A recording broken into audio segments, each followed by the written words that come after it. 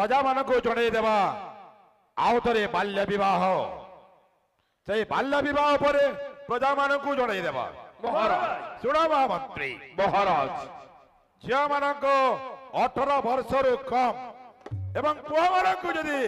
21 वर्ष रु कम रे विवाह करेंगे महाराज ताले भारतीय दंड विधान अनुसार महाराज 1 लाख टंका जरिमाना एवं 2 वर्ष जेल दंड भोगिबा को पड़िबो चढ़ाई दियो मथुरापुरवासी को पवित्र बौद्ध वंशर राजधिराजेश्वर विराधि वीरवर महाप्रतापी कंस महाराजंकर एक उद्घोषणा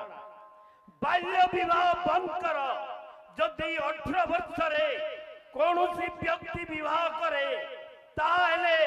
1 लाख टंका जरिमाना देव एवं 2 वर्ष सश्रम कारादंड भोगिब तेणु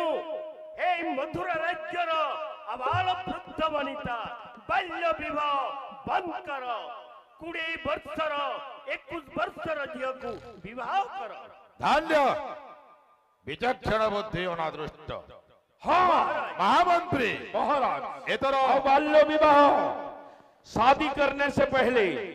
100 बार सोचें समझें तसल्ली करें। आप अगर शादी के बाद आपको जो भी मिला है या मिली है उसके साथ जिंदगी बिताओ। अगर दोबारा शादी हो गया तो आप लोग सेकंड हैंड कहलाओगे। इसलिए बाल्य विवाह संपूर्ण भाव में वर्जन करंतु। महाराज